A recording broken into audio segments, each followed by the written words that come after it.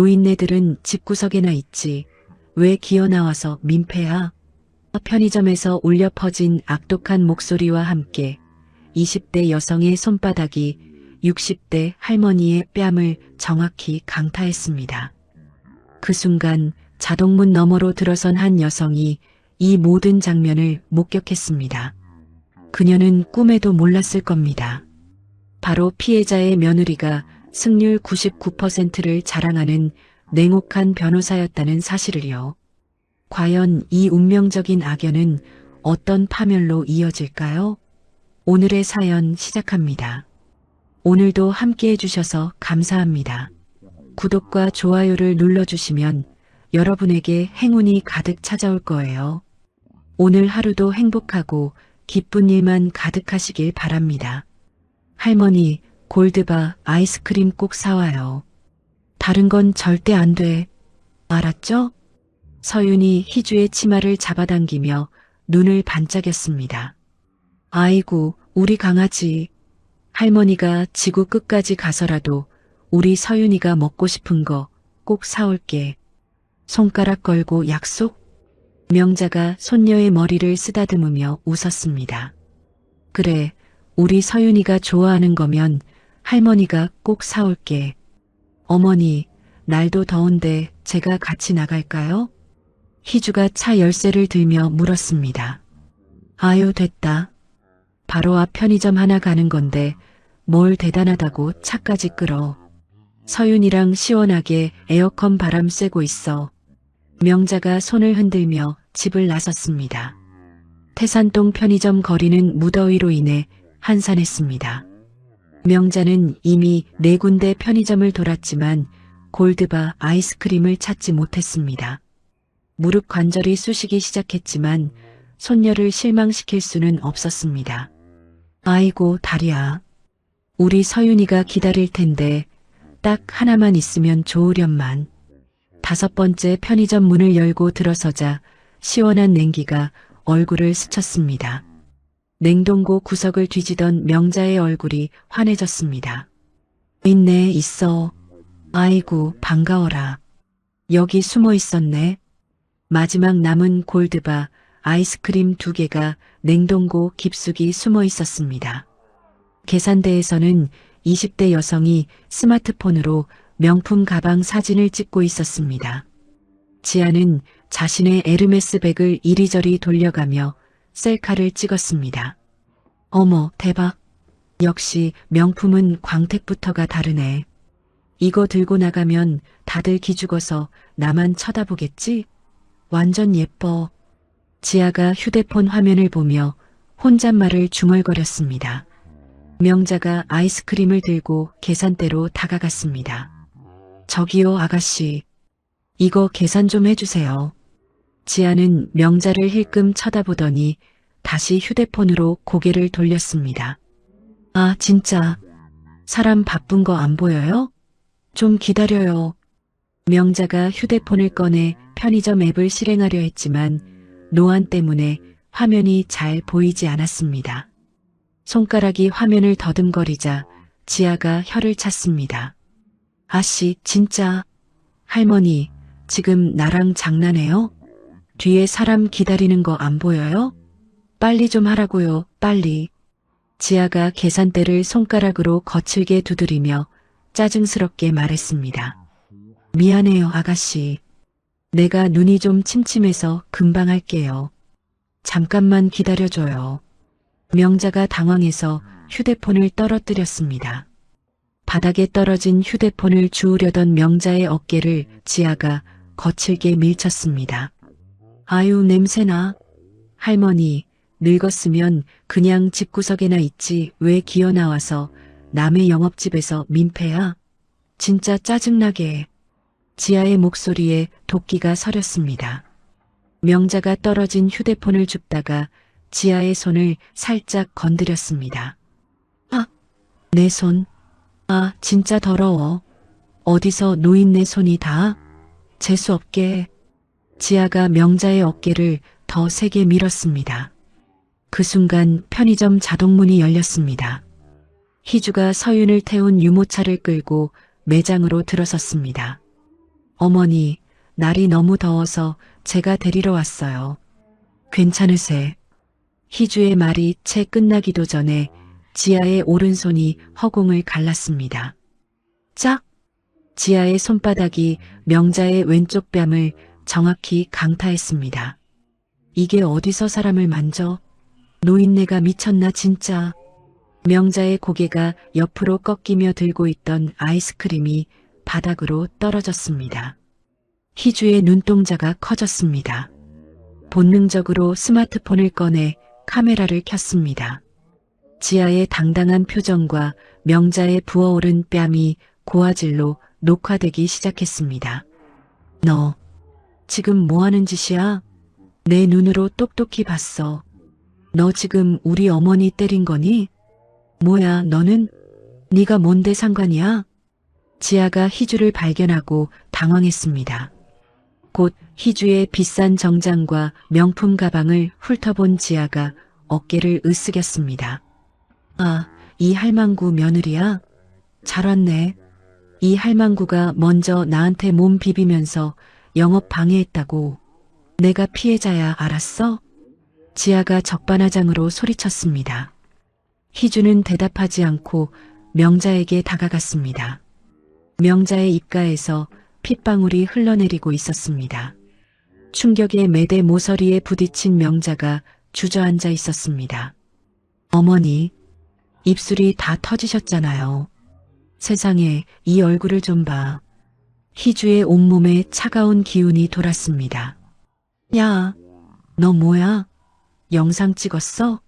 당장 안 지워. 좋은 말로 할 때 영상 지우라고.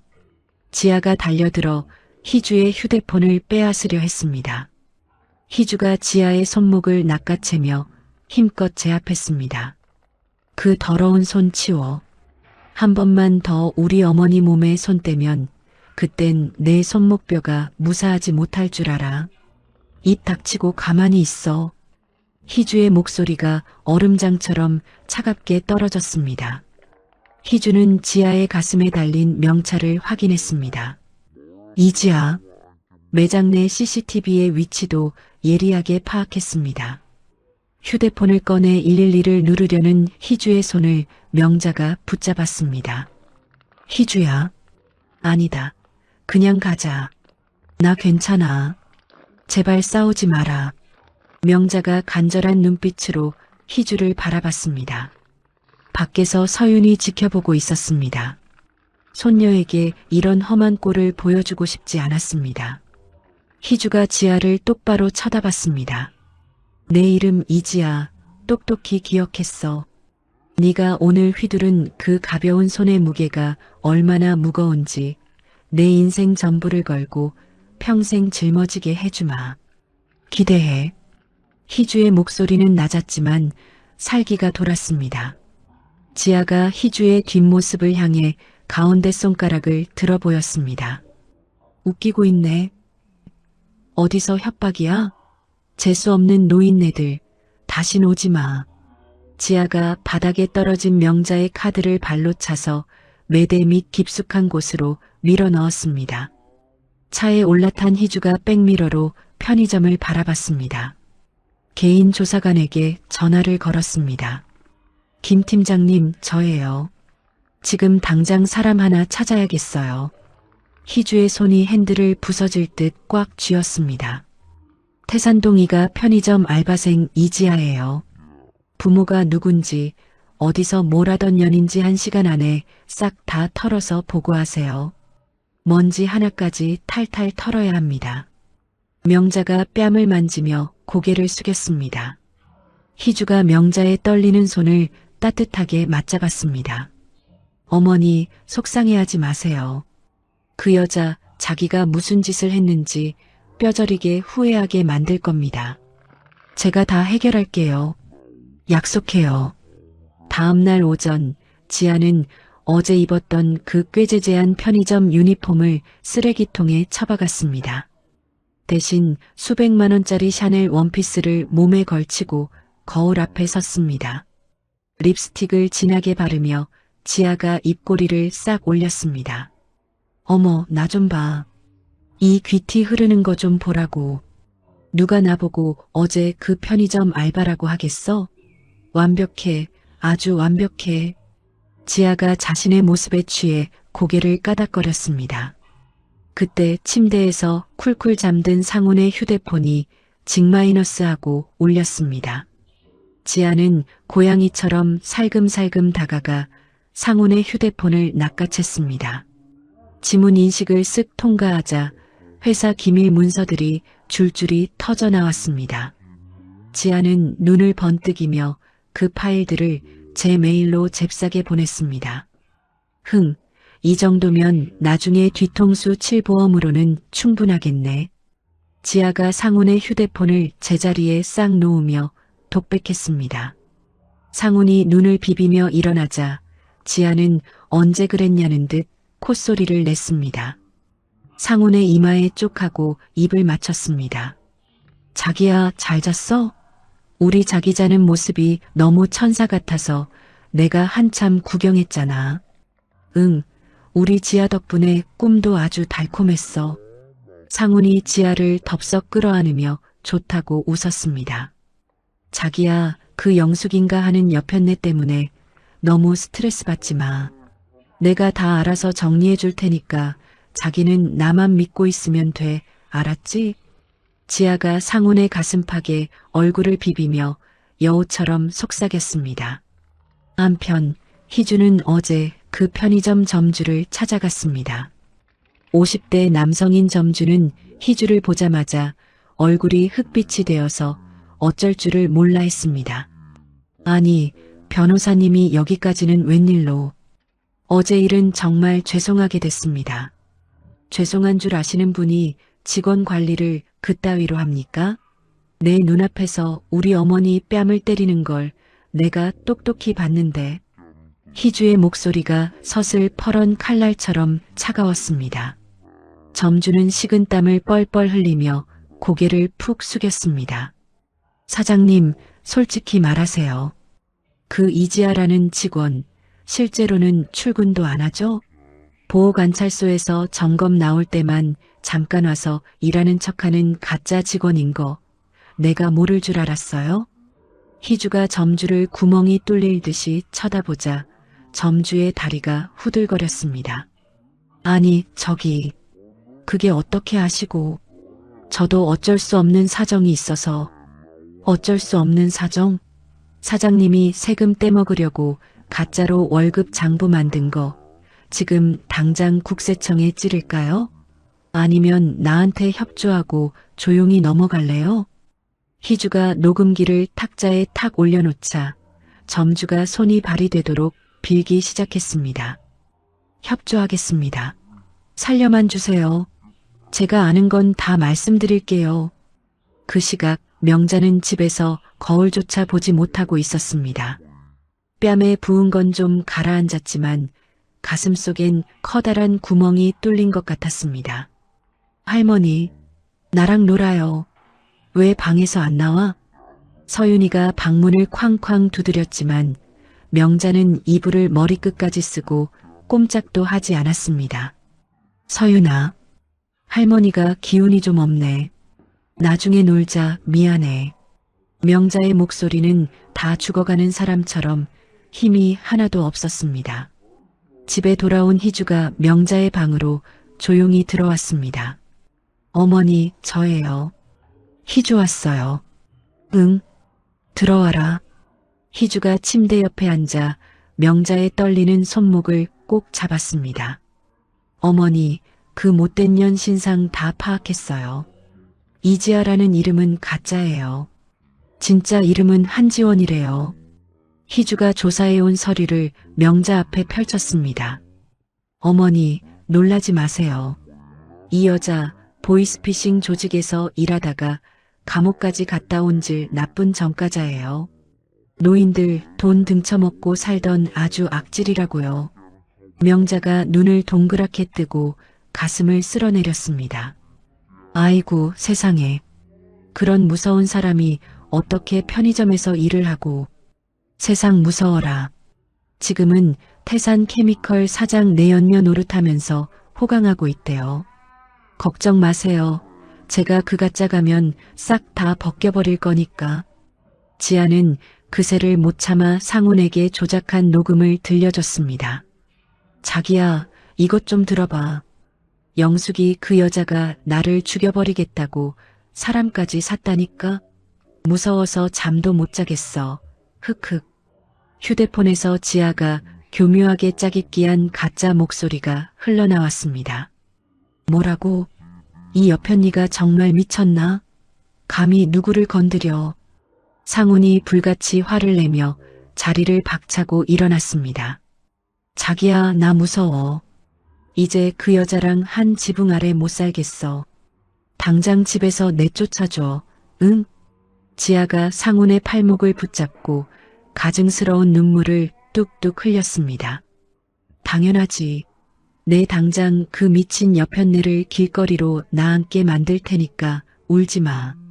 그 시각 상훈의 부인 영숙은 휴대폰 문자를 보고 털썩 주저앉았습니다. 신용카드가 전부 정지됐다는 날벼락 같은 소식이었습니다. 이게 무슨... 세상에, 이 양반이 정말 미쳤나 봐. 영숙이 마당으로 뛰어나갔을 때 더 기가 막힌 광경이 벌어지고 있었습니다. 돌아가신 친정 부모님이 남겨주신 소중한 유품들이 벌건 불길 속에서 타들어가고 있었습니다. 안 돼. 내 물건. 우리 엄마 아빠 물건이야. 이 나쁜 놈들아.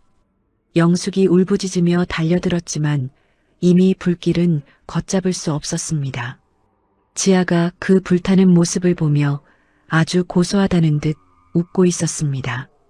지아가 슬금슬금 다가가 영숙의 귀에 대고 뱀처럼 속삭였습니다. 아줌마, 꼬락서니가 아주 가관이네. 그러니까 주제도 모르고 누굴 건드려.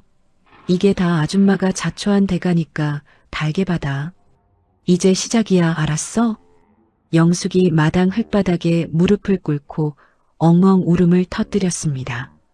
지아는 그런 영숙을 마치 벌레 보듯 내려다보며 승리의 미소를 지었습니다. 희주는 서재에서 한지원, 아니 지아의 과거 기록을 다시 한번 꼼꼼히 살폈습니다. 수십 명의 노인을 울리고 그 피 같은 돈을 갈취한 기록이 빼곡했습니다. 노인들 눈에 피눈물 나게 한 년이 감히 우리 어머니 뺨을 때려. 그래, 네가 갈 곳은 저 화려한 펜트하우스가 아니라 다시 그 차가운 감방이야. 희주가 입술을 꽉 깨물며 자료를 정리했습니다. 이제 사냥 준비는 완벽했습니다. 한 달 후 희주의 변호사 사무실에 한 여성이 찾아왔습니다. 검은 선글라스를 쓴 채 조심스럽게 문을 연 영숙이 상담실로 들어섰습니다. 변호사님, 제가 정말 지푸라기라도 잡는 심정으로 왔어요. 제발 저 좀 살려주세요. 영숙의 목소리가 부르르 떨렸습니다. 영숙이 가방에서 사진들을 꺼내 테이블 위에 하나씩 늘어놓았습니다. 남편 상훈이 젊은 여성과 딱 붙어서 히히덕거리며 찍은 사진들이었습니다.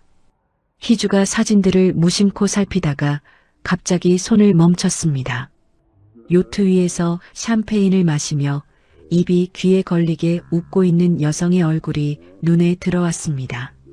이 여자, 영숙 씨 남편이랑 바람난 그 상간녀가 확실한가요? 희주가 사진 속 지아를 가리키며 서늘하게 물었습니다. 네, 맞아요. 이지아라는 년이에요. 우리 집안을 풍비박산내고 내 인생을 짓밟은 독사 같은 년이라고요. 영숙이 선글라스를 벗으며 울분을 토했습니다. 선글라스를 벗자 시퍼렇게 멍든 눈과 찢어진 입술이 그대로 드러났습니다. 그걸 본 희주의 눈동자가 미세하게 파르르 떨렸습니다. 사진 속 지아는 한 달 전 편의점에서 시어머니 명자의 뺨을 후려치던 그 잔인하고 못된 눈빛 그대로였습니다. 카메라를 보며 비웃는 듯한 그 표정이 소름 끼치도록 생생했습니다. 희주가 사진을 다시 한번 뚫어지게 들여다봤습니다. 다시 한번 묻겠습니다. 확실히 이 여자가 남편이랑 살림 차린 그 여자 맞죠? 희주가 이빨을 꽉 깨물며 재차 확인했습니다. 그렇다니까요. 남편이라는 인간이 저를 개보듯 버리고는 지금 그년이랑 살고 있어요. 사람을 이 꼴로 만들어 놓고는요. 영숙이 고개를 끄덕이며 피눈물을 쏟았습니다. 세상에. 심지어 저한테 회사 지분까지 다 내놓으라고 칼만 안 들었지 협박까지 하고 있다니까요. 저 이제 어떡하면 좋아요? 희주의 가슴 속에서 뜨거운 불덩이가 치밀어 올랐습니다. 운명의 장난도 이런 장난이 없습니다. 지아가 영숙의 가정을 파괴한 상간녀였다는 사실은 이제 희주에게 있어 단순한 수임 사건이 아니라 목숨 걸고 싸워야 할 복수의 명분이 되었습니다. 희주가 사진을 탁 내려놓으며 영숙의 손을 꽉 잡았습니다. 영숙 씨, 정신 똑바로 차리세요. 이번 소송은 그냥 이혼 도장 찍는 걸로 안 끝납니다. 희주의 목소리에 시퍼런 확신이 실렸습니다. 이건 영숙 씨 인생을 통째로 되찾아오는 전쟁이에요. 그년이 가진 거, 그년이 누리는 거, 내가 싹 다 뺏어서 시궁창에 처박아 줄 테니까 나만 믿으세요. 영숙이 희주의 단호한 표정을 보며 그제야 깊은 안도감을 느꼈습니다.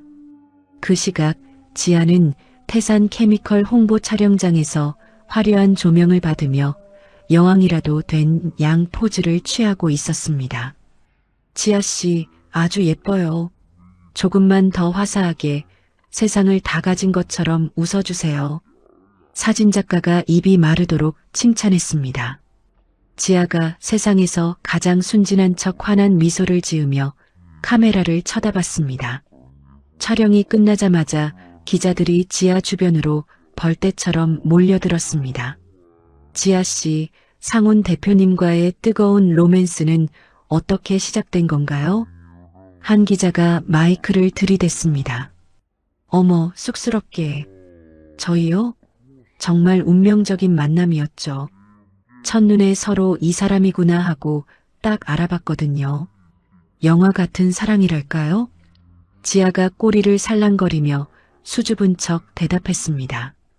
앞으로 태산 케미컬 경영에도 직접 참여하실 계획인가요? 아직은 우리 상훈 씨 곁에서 내조하며 열심히 배우는 단계예요. 하지만 언젠가는 저도 회사를 위해 큰일을 할 날이 오지 않을까요? 지아가 눈꼬리를 살짝 치켜뜨며 의미심장하게 웃었습니다. 카메라 플래시가 여기저기서 펑펑 터지며 지아의 가식적인 모습이 기록되었습니다. 희주는 영숙과의 상담이 끝나자마자 특수조사팀에 전화를 걸었습니다. 김 팀장님, 저예요. 이지아랑 박 의원 사이 뒷조사 더 확실하게 하세요. 둘 사이에 오고 간 더러운 돈 냄새, 그거 한 푼도 놓치지 말고 다 찾아내세요. 희주가 전화기에 대고 살벌하게 말했습니다. 네, 변호사님. 쥐 잡듯이 샅샅이 뒤지고 있으니까 조금만 기다려 주십시오. 조사관이 씩씩하게 대답했습니다. 명자는 희주가 집에 가져온 지아의 사진을 보자마자 사시나무 떨듯 온몸을 떨었습니다. 이 여자가 그때 그 편의점 그년 맞지? 아이고, 세상에 무서워라. 명자가 가슴을 퍽퍽 치며 말을 잇지 못했습니다. 어머니, 진정하세요. 이 여자 제가 법적으로 아주 가루를 만들어서 매장해 버릴 거예요. 영숙 씨라는 분 가정까지 박살낸 아주 못된 년이에요. 희주가 명자의 떨리는 어깨를 감싸 안았습니다. 희주야, 나도 가만히 안 있을란다. 내가 직접 법정에 나가서 전현이 얼마나 악질인지 다 말할게. 내 뺨 때린 거 그거 세상 사람들 다 알게 할 거야. 명자가 눈에 힘을 주며 결연하게 고개를 끄덕였습니다. 한편 지아는 영숙의 변호사가 희주라는 보고를 받고는 배를 잡고 깔깔대며 비웃음을 터뜨렸습니다.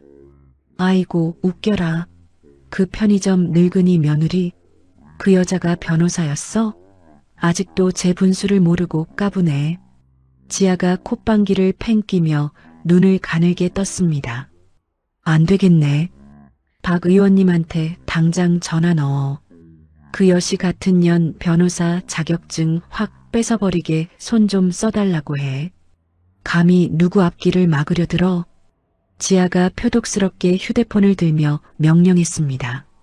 1차 변론 기일 당일 법정 앞에는 구름처럼 취재진이 몰려들었습니다.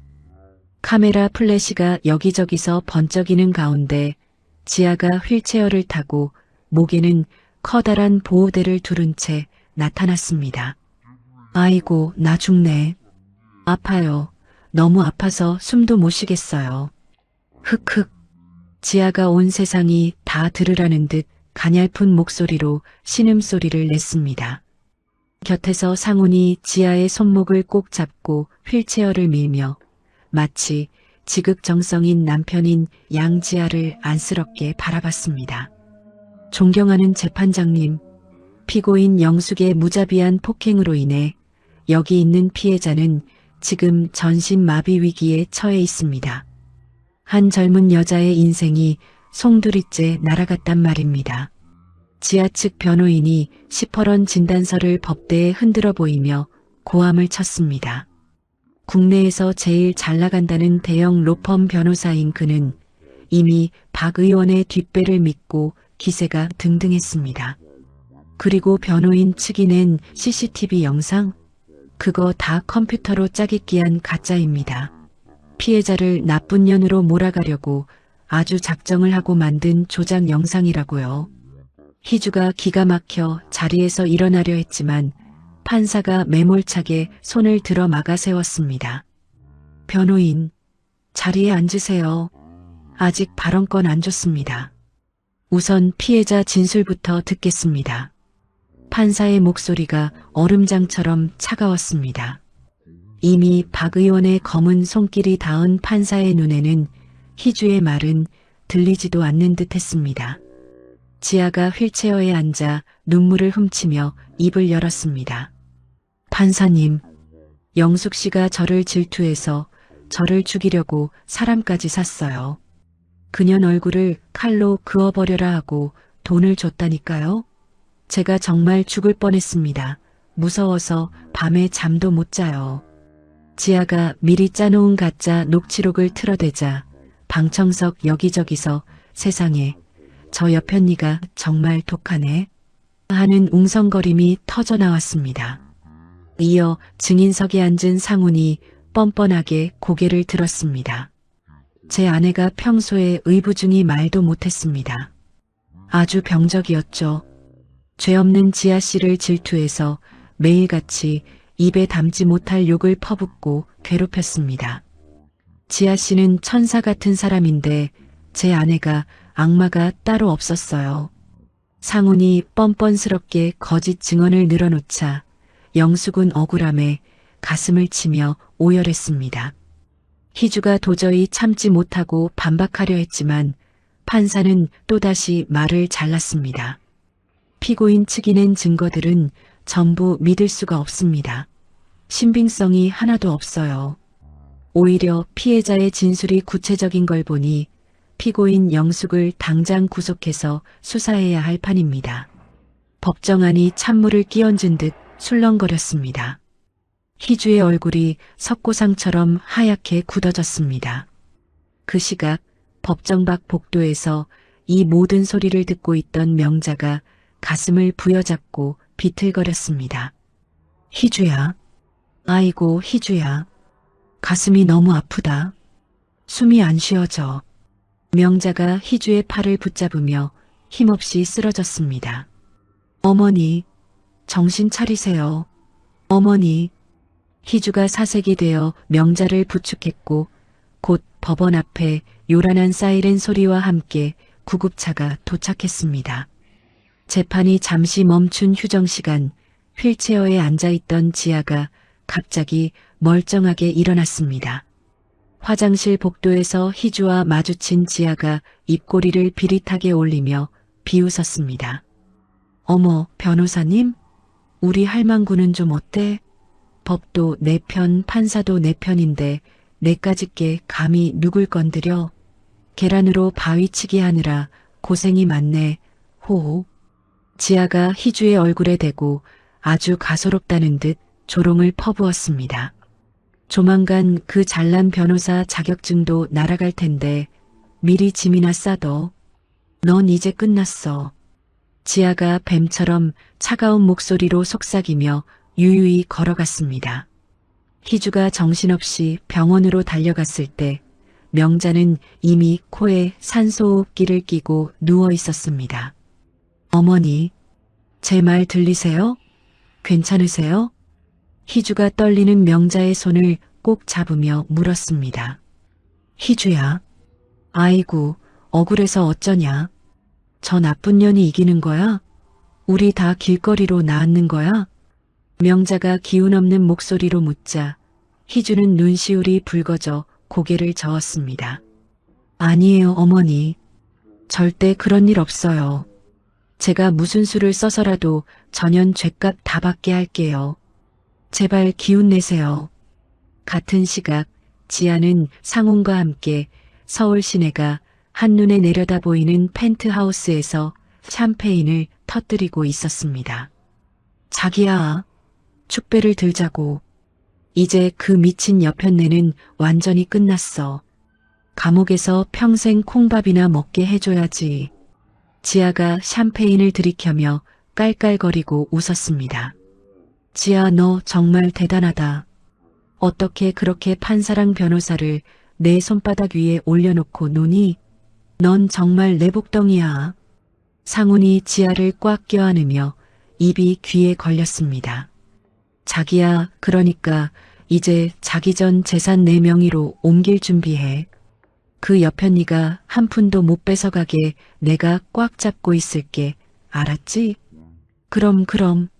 지안이가 하라는 대로 다 해야지. 내 건 다 내 거야. 상훈이 지아의 가스라이팅에 홀린 듯 고개를 끄덕였습니다.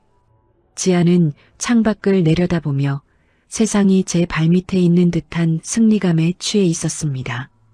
밤늦게 텅 빈 사무실로 돌아온 희주는 병실에 누워있는 시어머니 사진을 보며 입술을 깨물었습니다. 책상 위에는 대한변호사협회에서 보낸 서류가 놓여 있었습니다. 변호사 윤리 위반 조사 통지서. 박 의원과 지아가 손을 잡고 희주를 변호사 업계에서 쫓아내려고 허위 투서를 보낸 것이었습니다. 희주는 그 더러운 투서 내용을 읽어내려가며 주먹을 불끈 쥐었습니다. 그래, 너희가 이렇게 나온다 이거지? 아직 끝난 게 아니야. 이제부터가 진짜 시작이다. 희주가 책상 위에 놓인 지아의 사진을 뚫어지게 쳐다보며 중얼거렸습니다. 창밖에는 억수같이 비가 쏟아지고 있었지만 희주는 야근등 하나에 의지한 채 지아의 목을 조일 새로운 전략을 짜기 시작했습니다. 폭우가 세차게 쏟아지는 밤, 희주의 사무실 문이 끼익 소리를 내며 조심스럽게 열렸습니다. 흠뻑 젖은 옷을 털며 한 남성이 들어섰습니다. 여기가 서희주 변호사님 사무실 맞습니까? 남성이 금방이라도 울 것 같은 목소리로 물었습니다. 네, 제가 서희주입니다. 이 밤중에 어쩐 일이시죠? 제 이름은 김현수라고 합니다. 변호사님, 제발 우리 엄마 억울한 것 좀 풀어주세요. 현수가 비에 젖은 명함을 내밀며 자기소개를 했습니다. 보안 전문가시군요. 그런데 이지아라는 여자는 왜 찾으시는 거죠? 희주가 명함을 받으며 물었습니다. 그러자 현수의 눈에서 번쩍하고 차가운 불꽃이 튀었습니다. 그 독사 같은 년이 우리 엄마를 보이스피싱으로 속였어요. 평생 시장 바닥에서 남을 팔아모은 돈을 싹 다 가로챘다고요. 현수가 주먹을 불끈 쥐며 피눈물을 흘리듯 말을 이었습니다. 우리 엄마. 그 충격으로 시름시름 앓다가 전 재산 날리고 한 달 만에 돌아가셨습니다. 그년 때문에 우리 집안이 풍비박산 났어요. 희주가 현수의 사연을 듣고 그의 손을 꽉 잡았습니다. 현수 씨, 잘 오셨어요. 저도 그 여자라면 일을 가는 사람입니다. 우리가 힘을 합치면 그년 천벌 받게 할 수 있어요. 변호사님, 제가 가진 기술로 지아 그년의 휴대폰이랑 컴퓨터를 싹 다 들여다보고 있습니다. 이미 복제 프로그램을 심어뒀거든요. 현수가 노트북을 탁 펼치며 말했습니다. 화면에는 지아가 실시간으로 주고받는 비밀 대화들이 주르륵 떠올랐습니다. 희주가 화면을 보며 눈을 크게 떴습니다. 지아가 박 의원이라는 높은 분과 주고받은 구린 돈 이야기들이 고스란히 드러나 있었습니다. 아이고 세상에, 상간녀 짓만 하는 줄 알았더니 뒤로는 이런 더러운 돈을 주물럭거리고 있었네. 현수 씨, 이 정도면 그년 목줄을 꽉 쥘 수 있겠어요. 희주가 현수를 보며 자신만만하게 미소를 지었습니다. 그 시각 병원에서 명자가 조금씩 기운을 차리고 있었습니다. 손녀 서윤이가 스케치북에 정성껏 그려준 우리 할머니는 슈퍼맨 그림을 보며 명자가 오랜만에 환하게 웃었습니다. 할머니, 이제 아픈 거 다 나았어요? 내가 호해줄게요. 서윤이 명자의 손등에 입을 맞추며 물었습니다. 아유, 우리 강아지. 할머니가 서윤이 보니까 힘이 불끈불끈 나네. 이제 무서운 거 하나도 없다. 명자가 서윤의 머리를 쓰다듬으며 대답했습니다. 희주는 지아에게 당한 다른 할머니들을 찾아 동네를 누볐습니다. 어르신, 혹시 이지아라는 젊은 여자가 여기서 행패 부리는 거 보신 적 있으세요? 희주가 한 할머니의 손을 잡고 간절하게 물었습니다. 아이고, 말도 마쇼. 그 못된 년, 우리 동네에서도 아주 유명한 망나니였어. 할머니가 무릎을 탁 치며 분통을 터뜨렸습니다. 편의점에서 힘없는 노인네들한테 눈을 부라리며 욕을 해대고 밀쳐서 넘어뜨리기까지 했다니까. 천벌을 받으려니지. 현수의 컴퓨터에서는 계속해서 무시무시한 자료들이 쏟아졌습니다. 지아가 박 의원의 가짜 회사로 엄청난 돈을 보낸 기록이 딱 걸린 것입니다. 변호사님, 이것 보세요. 이지아는 그냥 바람 피우는 여자가 아니에요. 아주 거대한 돈 세탁 조직의 행동대장이라고요. 현수가 자료를 정리하며 혀를 내둘렀습니다. 희주가 고개를 끄덕이며 복수 계획을 더 단단하게 세웠습니다. 영숙은 희주가 마련해준 비밀 장소에서 남편 상훈의 비밀 장부를 밤새워 읽었습니다. 변호사님, 제가 드디어 이 암호를 다 풀었어요. 영숙이 벅찬 목소리로 희주에게 전화를 걸었습니다. 지아가 우리 남편 돈을 어디로 빼돌렸는지 그 도둑질한 길이 여기 다 적혀 있어요. 이제 그녀는 꼼짝 못할 거예요. 영숙의 목소리에는 다시 살고 싶다는 희망이 가득했습니다. 희주는 지아를 안심시키기 위해 연극을 시작했습니다. 일부러 변호사 사무실을 닫는 척하며 커다란 트럭을 불러 짐을 옮기는 모습을 보여주었습니다. 아이고, 저 변호사 이제 망했네. 짐 싸서 도망가는 것 봐라. 지아가 보낸 스파이들이 이 모습을 보고 고소하다는 듯 비웃으며 돌아갔습니다. 하지만 사실 희주는 지하 비밀방에서 조력자들과 함께 반격 준비를 착착 진행하고 있었습니다. 지아는 희주가 망했다는 소식을 듣고 샴페인을 뻥 터뜨리며 깔깔거렸습니다. 호호, 그럼 그렇지. 내까짓 게 감히 나를 이겨? 자기야, 이제 그 여시 같은 변호사도 짐 싸서 나갔대. 지아가 상훈의 품에 안겨 콧노래를 불렀습니다. 자기야, 이제 내 차례지. 당장 회사 주주총회 열어서 나를 이사 자리에 앉혀줘. 나도 이제 사장님 소리 좀 들어야겠어. 그래, 지아니가 원하는 건데 내가 안 해주겠어? 내일 당장 처리할게. 상우는 지아의 꼬임에 넘어가 싱글벙글 웃으며 대답했습니다. 그때 현수가 지아의 컴퓨터에 바이러스를 심어버렸습니다. 지아가 해외로 빼돌리려던 수십억 원의 돈이 순식간에 꽁꽁 묶여버렸습니다. 어머, 이게 뭐야? 내 돈, 내 금쪽 같은 돈이 왜 안 움직여? 지아가 컴퓨터 화면을 보며 비명을 질렀습니다. 자기야, 이거 큰일 났어. 은행 사이트가 이상해. 돈이 한 푼도 안 나가. 지아가 사색이 되어 상훈에게 소리쳤습니다. 명자는 희주와 함께 지아에게 당한 다른 할머니들을 모았습니다. 여러분, 우리 나이 먹었다고 무시당하고 살지 맙시다. 그 나쁜 년이 우리한테 한 짓 법정에서 다 같이 말해줍시다. 명자가 할머니들의 거친 손을 하나하나 맞잡으며 말했습니다. 옳죠. 우리도 힘을 합쳐서 그년 혼쭐을 내줍시다. 우리가 증인이 되어줄게. 할머니들이 한 목소리로 외쳤습니다. 마침내 희주는 변호사 징계위원회에 당당히 출석했습니다. 박 의원의 비서가 양심 고백을 하며 보낸 녹음 파일을 위원들 앞에 틀었습니다. 여러분 보십시오. 이지아와 박 의원이 짜고 저를 억울하게 모함한 증거입니다. 이래도 제가 유죄입니까? 희주가 서류를 내던지며 호통을 쳤습니다. 징계위원들은 녹음 내용을 듣고 입을 다물지 못한 채 경악했습니다. 이제 반격의 신호탄이 터졌습니다.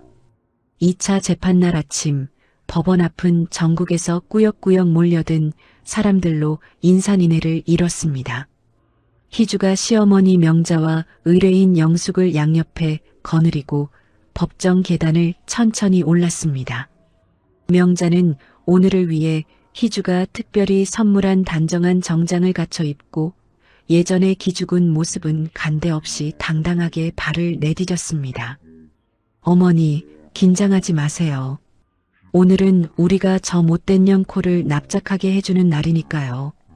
희주가 명자의 팔을 든든하게 부축하며 속삭였습니다. 그래, 희주야. 네가 옆에 있으니 내 마음이 아주 든든하구나. 오늘 똑똑히 보여줄란다. 법정 문이 열리고 재판이 시작되자마자 희주가 번개처럼 자리에서 일어났습니다.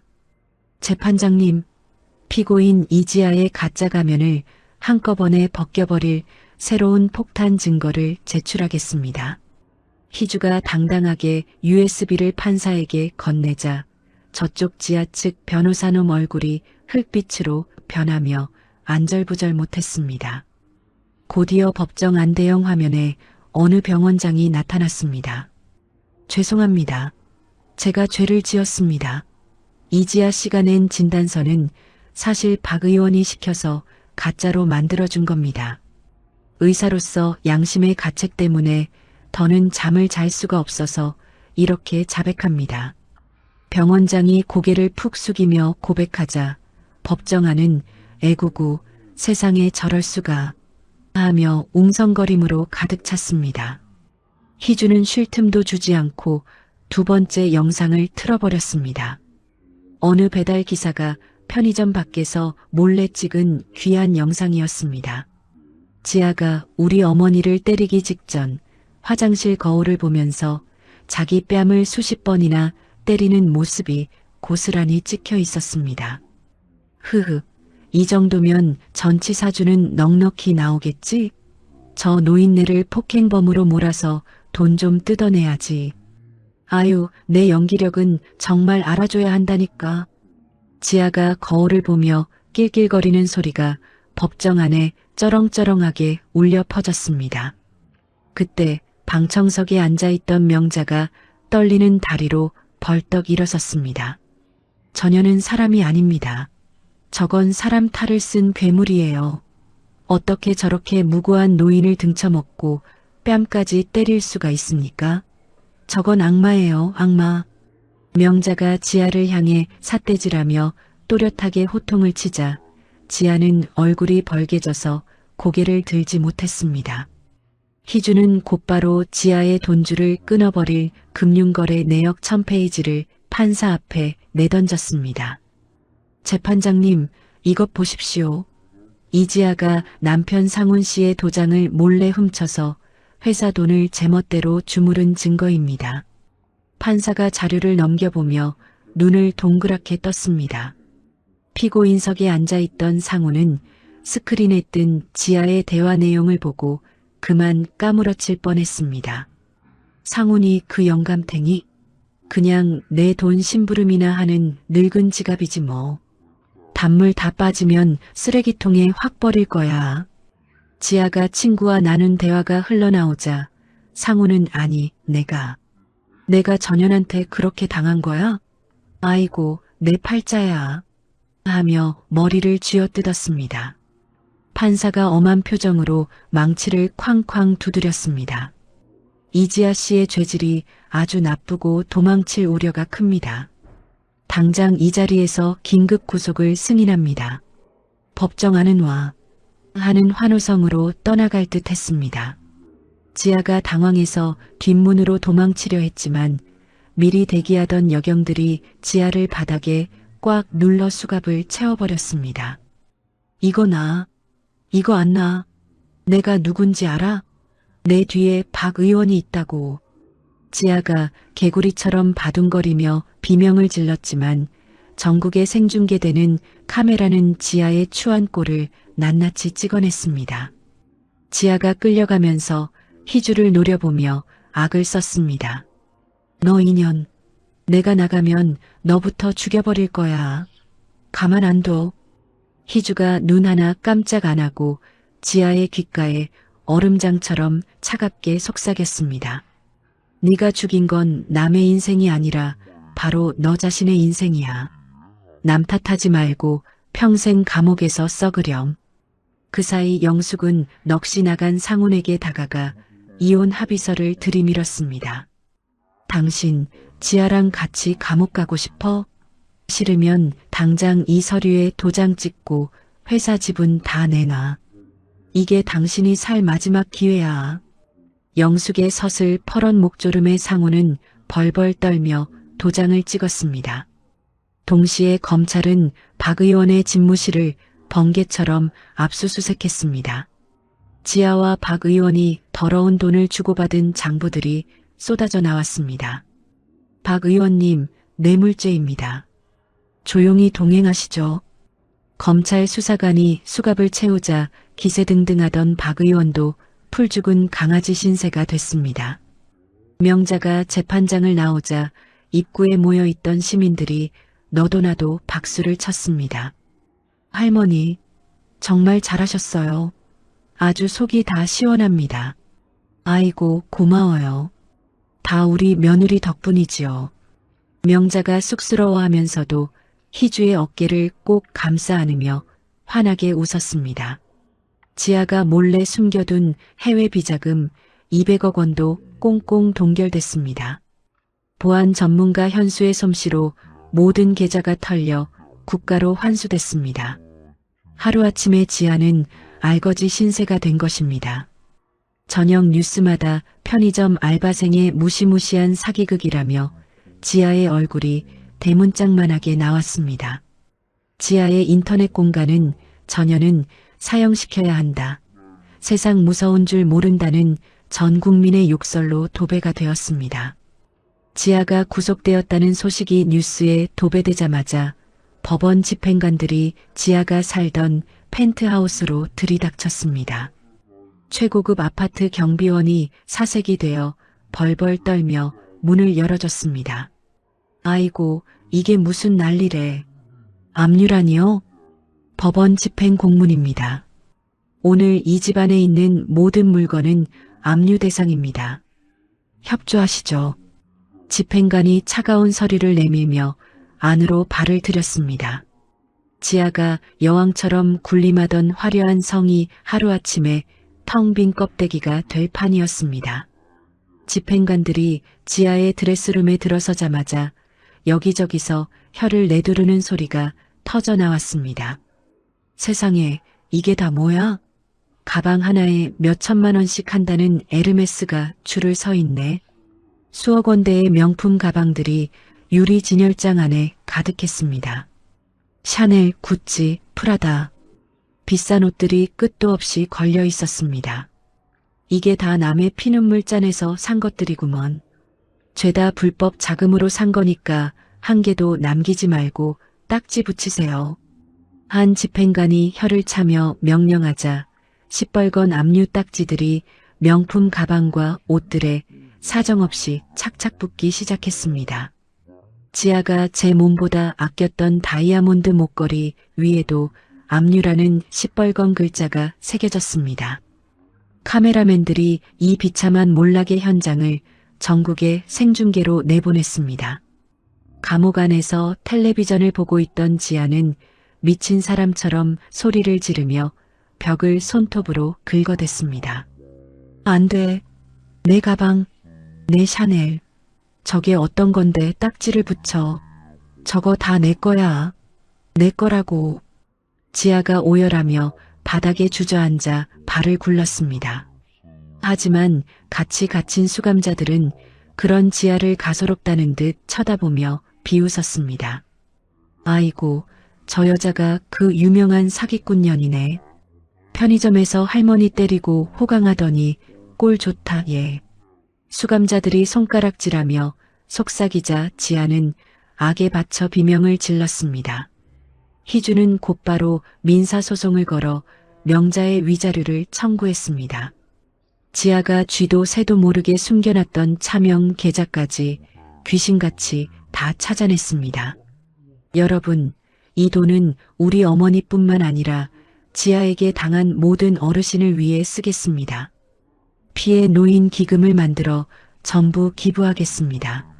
희주가 기자회견에서 당당하게 발표하자 지켜보던 국민들이 서 변호사 대단하다 며 박수를 보냈습니다.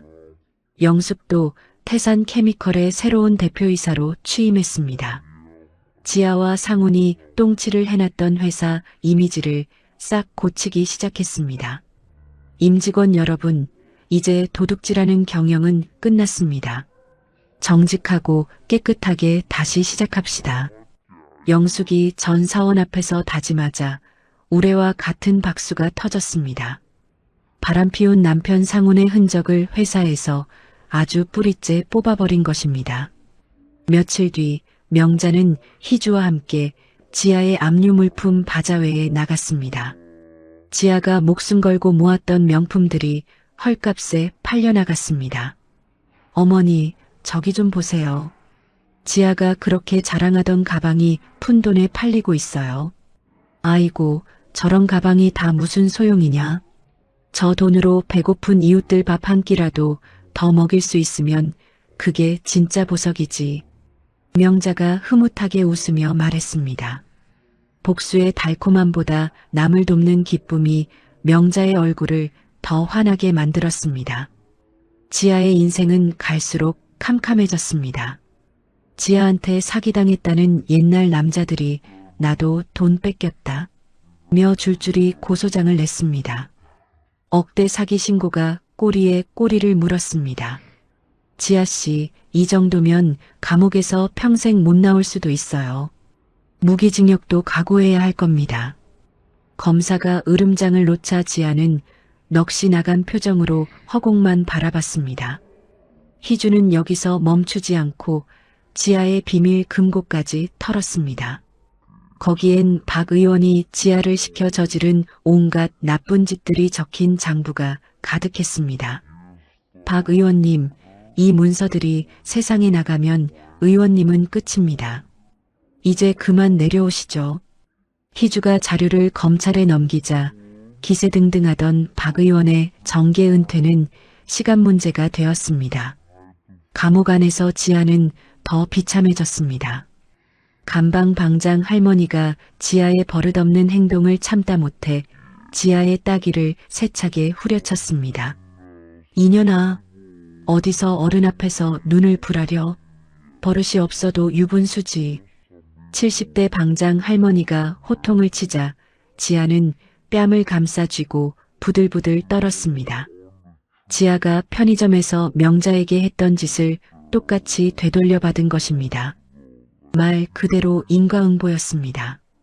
명자는 이제 편의점에 가도 가슴이 두근거리지 않았습니다. 오히려 웃으면서 먼저 말을 건넸습니다. 학생, 날도 더운데 고생이 참 많네. 여기 시원한 음료수 하나 마시고 해요. 명자가 어린 알바생에게 따뜻한 격려를 건네자 알바생도 할머니 감사합니다. 라며 배꼽 인사를 했습니다. 명자의 마음속 상처가 깨끗하게 나은 것입니다. 보안 전문가 현수도 희주의 사무실에 정식으로 출근하게 됐습니다. 변호사님, 우리 엄마도 하늘에서 이제 활짝 웃고 계실 거예요. 정말 감사합니다. 현수가 하늘을 보며 눈시울을 붉혔습니다. 나쁜 년을 잡고 새로운 삶을 시작하게 된 것입니다. 반면 상우는 전 재산을 뺏기고 다 쓰러져가는 고시원 방에서 컵라면으로 끼니를 때웠습니다. 아이고, 내가 왜 그 여우 같은 년한테 홀려가지고. 영수가, 내가 잘못했다. 상훈이 피눈물을 흘리며 벽을 쳤지만 이미 영숙은 그를 남보다 못한 사람으로 지워버린 뒤였습니다. 지아는 재판을 도와줄 변호사 한 명 구할 돈이 없었습니다. 국가에서 붙여준 국선 변호인조차 지아의 뻔뻔한 태도에 고개를 절레절레 흔들었습니다. 지아 씨, 정말 조금도 미안한 마음이 없나요? 반성을 해야 형량이 줄어듭니다. 지아는 대답도 하지 않고 벽만 쳐다봤습니다. 지아의 화려했던 가짜 낙원은 그렇게 완전히 무너져 내리고 있었습니다. 지아의 구속 후 일주일이 지났지만 브로커 민석은 아직 체포되지 않았습니다. 에잇, 형사놈들이 개코처럼 따라붙네. 어디 숨을 데도 없고. 지아 누나 아니었으면 내가 이 고생을 왜 해. 민석이 구질구질한 옷차림으로 침을 퇴뱉으며 투덜거렸습니다. 민석이 서울역 지하도에서 공중전화를 사용해 누군가에게 연락했습니다. 지아 누나, 나예요, 민석이. 지금 경찰이 내 목줄을 죄어오고 있다고요. 마지막으로 한 건 제대로 해줄 테니까 약속한 돈은 확실히 챙겨줘야 해요. 민석이 주위를 살피며 수화기에 대고 다급하게 속삭였습니다. 구치소 면회실에서 지아가 민석과 마주 앉았습니다. 유리창 너머 지아의 얼굴은 귀신처럼 헬쑥하고 눈은 퀭하니 들어간 초췌한 모습이었습니다. 민석아, 내 말 잘 들어. 내가 몰래 숨겨둔 비트코인 지갑 주소랑 비밀번호 여기 적어줄게. 이거면 평생 떵떵거리고 살아. 지아가 떨리는 손으로 종이에 주소를 적어 보여줬습니다.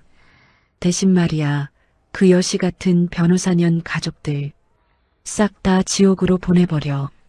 특히 그 집 애새끼부터 손봐서 내 인생 망친 데가 피눈물로 갚게 하라고.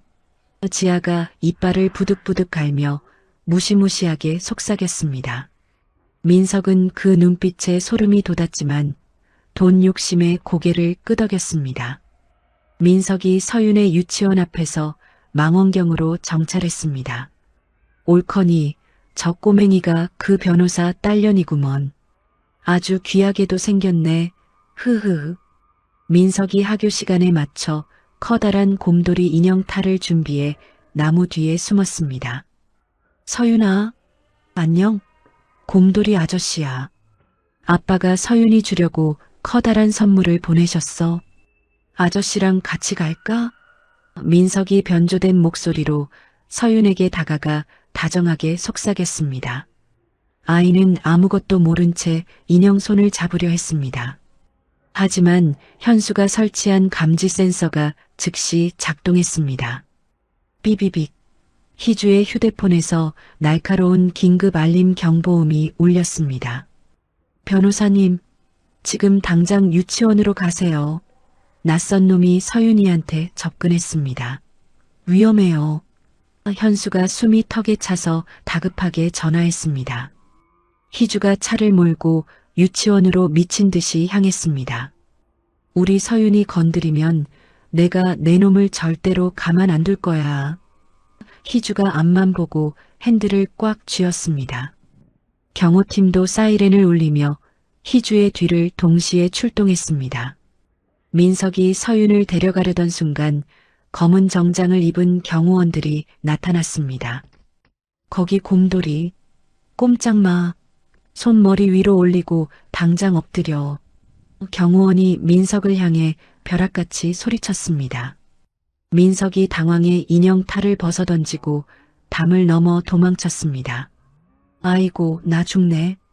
민석이 신발이 벗겨지는 줄도 모르고 죽자 살자 뛰었습니다. 서윤은 겁에 질려 엉엉 울음을 터뜨렸습니다. 서윤은 무사히 희주의 품에 안겼습니다. 엄마, 으앙, 무서웠어. 곰돌이 아저씨가 이상해. 희주가 서윤을 와락 끌어안고 가슴에 얼굴을 묻은 채 등을 토닥였습니다. 괜찮아, 우리 딸. 이제 엄마 왔어. 엄마가 지켜줄게. 울지 마. 현수가 CCTV 영상을 분석해 민석의 얼굴을 확인했습니다. 이놈, 지하 밑에서 일하던 심부름꾼 민석이 맞네요. 변호사님, 이놈이 서윤이한테 실패했으니 다음은 병원에 있는 할머님을 노릴 겁니다. 현수가 날카롭게 상황을 파악했습니다. 민석은 이번에는 병원에 있는 명자를 노렸습니다. 민석이 복도에 걸린 의사 가운을 슬쩍 훔쳐 입고 마스크를 코끝까지 올린 채 병원에 잠입했습니다. 이번엔 절대 안 놓친다. 그 노인네만 없애면 지아 누나가 돈뭉치를 주겠지? 할머니, 기운 좀 나게 주사 한 대만 맞으시면 돼요. 아주 좋은 약이니까 가만히 계셔요. 민석이 시퍼런 독극물이 든 주사기를 준비해 명자에게 다가갔습니다. 명자는 눈을 감고 누워 있었습니다. 하지만 명자의 병실에는 이미 희주와 현수가 숨어 기다리고 있었습니다. 이 나쁜 놈, 네가 감히 누굴 건드려. 현수가 민석의 뒤에서 튀어나오며 소리쳤습니다. 민석이 깜짝 놀라며 주사기를 바닥에 쨍그랑 떨어뜨렸습니다. 희주가 민석을 향해 다가갔습니다. 너랑 지아, 둘 다 지옥 끝까지 쫓아가서 죗값 받게 해줄게. 오늘이 내 놈 제삿날인 줄 알아라. 희주의 목소리에 시퍼런 살기가 돌았습니다. 민석은 겁에 질려 바닥에 주저앉았습니다. 경찰이 들이닥쳐 민석을 현장에서 체포했습니다. 민석의 가방에서 칼과 노끈 등 각종 범죄 도구들이 쏟아져 나왔습니다. 아이고, 형사님, 제가 한 게 아니에요. 전부 구치소에 있는 지아 누나가 시킨 일이라니까요. 저는 돈만 준다고 해서. 민석이 비굴하게 변명하며 발악했습니다. 지아는 구치소에서 민석의 실패 소식을 들었습니다. 마지막 희망마저 물거품처럼 사라지자 지아는 미친 사람처럼 깔깔대며 웃기 시작했습니다. 하하, 망했어. 다 망했어. 이제 내 인생 끝났어. 지아가 소리를 지르며 자신의 머리채를 뭉텅이로 쥐어뜯었습니다. 수감자들이 어머, 저 여자 정말 미쳤나봐 하며 이상한 눈으로 쳐다봤습니다. 희주는 이번 사건을 계기로 검찰과의 공조를 더욱 확대했습니다. 박 의원의 잔당들까지 모조리 수사망에 걸려들어 줄 줄이 쇠고랑을 찼습니다. 검사님, 이지아 조직의 뿌리를 아주 통째로 뽑아버려야 합니다. 다시는 이런 일이 없게 해주세요. 희주가 단호하게 말했습니다. 명자가 포승줄에 묶인 민석을 똑바로 쳐다봤습니다. 여보게, 나쁜 짓해서 얻은 돈은 결국 독이 되는 법이야. 악은 결코 선을 이길 수 없는 법이네.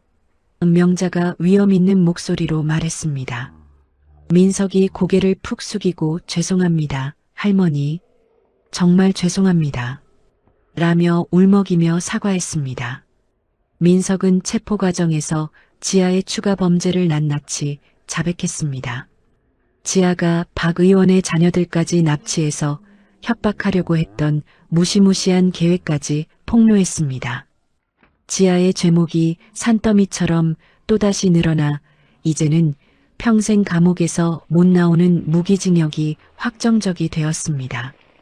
최종 선고일 아침 법원 앞 광장이 사람들로 가득 찼습니다. 전국에서 몰려온 시민들이 정의의 실현을 지켜보려 했습니다. 저기 온다. 저 못된 년 온다. 야, 이 이지야, 이 나쁜 년아. 네가 사람이냐? 어떻게 그 가련한 할머니를 때릴 수가 있어. 노인 학대하는 인간들은 아주 씨를 말려야 해. 판사님, 제발 저 악마 같은 년한테 벼락을 내려주세요.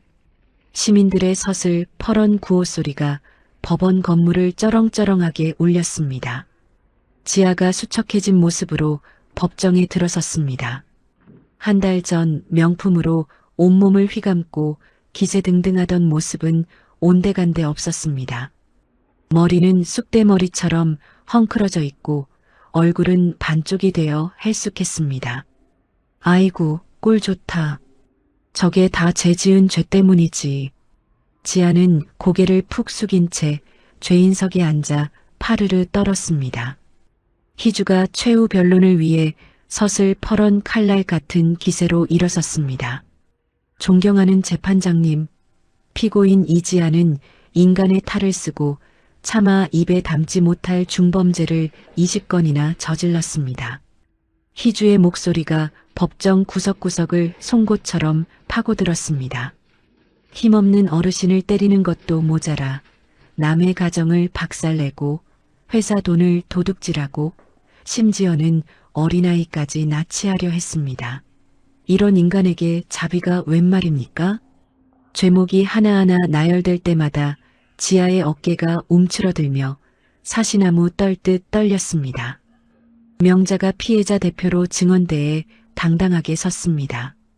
예전처럼 다리가 후들거리지도 않았습니다. 재판장님, 저 여자가 때린 것은 제 뺨 한 대가 아닙니다. 이 나라의 정의를 때린 것이고 우리 노인들의 가슴을 대못으로 박은 것입니다. 명자의 목소리에 힘이 팍 실렸습니다. 나 같은 할머니들이 두 번 다시 눈물 흘리지 않게 제발 저 못된 년을 엄하게 벌해주십시오. 그래야 세상이 바로 서지 않겠습니까? 명자의 말이 끝나자 방청석에서는 옳죠 하는 소리와 함께 우레와 같은 박수가 터져나왔습니다. 지아의 국선 변호인은 아무 말도 하지 못했습니다. 하도 죄가 많으니 변론할 거리조차 전혀 없었습니다. 그저 고개를 푹 숙인 채 남의 일 보듯 자리에 앉아있을 뿐이었습니다. 판사가 지아에게 마지막으로 할 말이 있느냐며 최후 발언 기회를 줬습니다. 그러자 지아가 갑자기 눈을 번쩍 뜨더니 증언석의 명자를 도끼 서린 눈으로 노려봤습니다. 내가 뭘 잘못했는데 다 저 할망구가 느릿느릿 민폐 끼쳐서 그런 거 아냐? 재수없게 내 인생 발목 잡고 너희 다 죽여버릴 거야. 지아가 끝까지 반성 없이 저주를 퍼붓자 법정 안은 저런 미친년이 있나? 하는 소리로 술렁거렸습니다. 판사가 엄한 표정으로 망치를 쾅쾅 두드렸습니다. 피고인 이지아에게 징역 25년을 선고하고 위치 추적 장치 부착을 명령한다. 판사의 망치 소리가 지아의 가슴에 비수처럼 박혔습니다. 법정 안은 정의는 살아있다 하는 환호성으로 가득 찼습니다. 지아가 그 자리에 털썩 주저앉아 머리를 쥐어뜯으며 비명을 질렀습니다. 안 돼. 25년이라니. 내가 감옥에서 늙어 죽으라는 거야? 이럴 수 없어. 나 이거 놓으라고. 교도관들이 발버둥 치는 지아를 짐짝처럼 끌어냈습니다. 지아가 질질 끌려가는 모습이 텔레비전을 통해 전 국민에게 생중계됐습니다. 전 국민이 속이 다 시원하다며 정의의 승리를 목격했습니다. 희주가 재판장을 나오며 명자의 두 손을 꼭 잡았습니다. 어머니, 이제 정말 끝났어요. 전현 다시는 세상 밖으로 못 나오게 제가 꽉 묶어놨어요. 희주의 눈에서 뜨거운 눈물이 왈칵 쏟아졌습니다. 아이고, 희주야. 내 새끼야. 정말 고생 많았다. 내 덕분에 내가 이제야 숨을 쉬고 산다. 고맙다, 정말 고마워. 명자도 며느리를 꽉 끌어안고 펑펑 눈물을 흘렸습니다. 바람피운 남편 상훈도 공모 혐의로 징역 7년이라는 철퇴를 맞았습니다. 영숙은 법정 구석에서 비참하게 끌려가는 상훈을 무심하게 바라봤습니다. 당신이랑은 이제 끝이야. 내 인생에서 당신 이름 석자 깨끗이 지웠어. 영숙은 가벼운 마음으로 새로운 시작을 준비했습니다. 못된 짓만 골라 하던 박 의원도 정계에서 완전히 쫓겨났습니다. 전 재산이 국가에 뺏기며 사회적으로 완전히 매장당했습니다. 아이고, 내 팔자야. 그 여우 같은 지아년 때문에 내 인생이 종쳤네, 종쳤어. 박 의원은 차가운 감방 바닥을 치며 밤새도록 한탄했습니다. 희주는 승소에서 받은 돈을 한 푼도 챙기지 않고 기부했습니다. 노인 인권보호센터를 만드는데 몽땅 내놓았습니다. 우리 어머니 같은 분들이 마음 편히 쉴 수 있는 곳이 생겼으면 좋겠어요. 돈보다 사람 사는 세상이 먼저니까요. 희주가 활짝 웃으며 기자들에게 말했습니다. 영숙은 남편의 회사 이름을 아예 정의 케미컬로 싹 바꿨습니다. 나쁜 짓 안 하고 정직하게 돈 버는 회사로 만들겠다고 큰 소리로 선언했습니다. 다시는 지아 같은 악질 상간녀가 우리 회사 근처에도 못 오게 할 겁니다. 깨끗한 회사 만들겠습니다. 영숙의 다짐이 신문마다 대문짝만하게 실렸습니다. 지아는 교도소로 가는 호송차 안에서도 시민들의 매서운 맛을 봐야 했습니다. 달걀과 밀가루가 차창에 퍽퍽 날아와 꽂혔습니다. 이 사기꾼년아, 할머니 뺨 때린 그 손으로 콩밥이나 먹어라. 평생 거기서 나오지 마. 시민들의 분노 어린 외침이 하늘을 찔렀습니다. 지아는 구석에 처박혀 덜덜 떨며 비참한 최후를 맞이했습니다. 5년 후 지아는 교도소에서 가장 낡고 지저분한 청소 구역을 담당하고 있었습니다. 한때 화려했던 손톱은 이제 거칠어져 있었습니다. 70대 수감자 할머니들의 빨래를 개고 청소를 하는 일이 일과였습니다. 야, 이지야, 너 정신 어디다 둬? 이 수건 제대로 안 개? 다시 해, 당장. 방장 할머니의 호통에 지아가 움찔하며 고개를 숙였습니다. 죄송합니다. 다시 하겠습니다. 거울 앞에 선 지아가 자신의 모습을 바라봤습니다. 주름이 깊게 패인 얼굴과 생기 잃은 눈동자가 보였습니다. 내가 어쩌다 이렇게, 내 예쁘던 얼굴이 왜 이렇게 됐어? 지아가 거울에 비친 거친 피부를 만지며 허망하게 중얼거렸습니다. 화려했던 상간녀 시절이 꼭 남의 일처럼, 꿈처럼 느껴졌습니다. 상우는 만기 출소했지만 갈 곳이 아무데도 없었습니다. 거리에서 폐지를 주우며 하루하루를 간신히 버텼습니다. 편의점에서 파는 유통기한 임박 도시락만이 그의 유일한 식사였습니다. 아이고, 내 팔자야. 그 여우 같은 년한테 홀려가지고 내 인생을 다 날렸네. 밥 한 끼 제대로 먹는 게 이렇게 힘들어서야. 상훈이 길바닥에 앉아 쉰 밥을 씹으며 후회의 한숨을 내쉬었습니다. 영숙의 정의 케미컬은 글로벌 기업으로 당당히 성장했습니다. 여성 기업가들의 롤모델이 된 영숙이 화려한 시상식에서 상을 받았습니다. 여러분, 감사합니다. 제가 이 자리에 설 수 있었던 건 제가 가장 힘들 때 손을 잡아준 서희주 변호사님 덕분입니다. 이 영광을 변호사님께 돌리고 싶어요. 영숙이 수상소감에서 진심을 담아 말했습니다. 그녀는 매년 희주의 재단에 거액을 기부하며 변치 않는 우정을 이어갔습니다. 희주는 대한민국 최고의 변호사로 모두에게 인정받았습니다. 대형 로펌의 대표가 됐지만 초심을 잃지 않았습니다. 얘들아, 변호사는 돈을 쫓는 직업이 아니야. 돈보다 사람의 존엄이 더 소중하다는 걸 잊지 마라. 알겠니? 희주가 후배 변호사들에게 엄하게 가르쳤습니다. 그녀는 자신이 겪은 일들을 바탕으로 약자를 위한 변호 철학을 후배들에게 정성껏 전수했습니다. 명자는 노인 인권 홍보대사로 전 세계를 돌며 활발히 활동했습니다. 자신의 경험을 담은 자서전이 나오자마자 베스트셀러가 됐습니다. 뺨 맞은 할머니의 며느리는 변호사였다라는 제목이 서점에 쫙 깔렸습니다. 여러분, 나이 먹었다고 기죽지 마세요. 제 작은 이야기가 누군가에게 다시 일어설 용기가 되길 바랍니다. 명자가 커다란 강연장에서 당당하게 말했습니다. 서윤은 어느덧 중학생이 되어 전교 회장으로 활동했습니다. 엄마 희주를 쏙 빼닮아 약자를 돕는 똑부러진 리더가 됐습니다. 할머니, 걱정 마세요. 저도 엄마처럼 정의롭고 멋진 사람이 될 거예요. 제가 할머니 꼭 지켜줄게요. 서윤이 명자의 손을 꼭 잡으며 약속했습니다. 명자가 대견한 듯 서윤의 머리를 쓰다듬으며 뿌듯해했습니다. 매년 명자의 승리의 날을 기념해 가족끼리 오붓한 파티를 열었습니다. 지아에게 승리한 그날의 용기를 다 함께 되새겼습니다. 어머니, 다시 생각해도 그때 어머니가 정말 용감하셨어요. 어머니 덕분에 정의가 이긴 거예요. 희주가 명자를 바라보며 따뜻하게 말했습니다. 소박하지만 세상에서 가장 따뜻한 가족의 시간이었습니다. 지아는 교도소에서 명자가 세운 장학재단 이야기를 전해 들었습니다.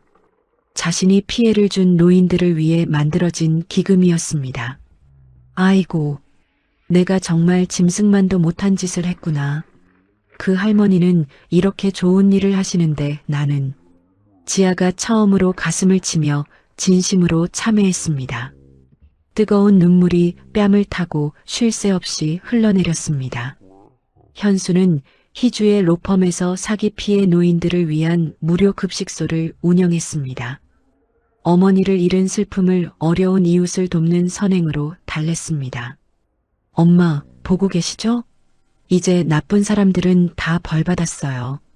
엄마도 하늘나라에서 이제 편히 웃으세요.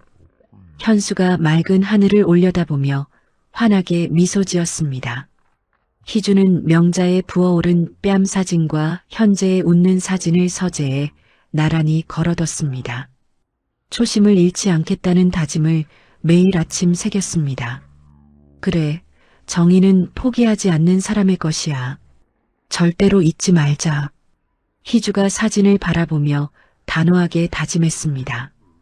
거실에서는 서윤이 명자에게 스마트폰 사용법을 하나하나 가르쳐줬습니다.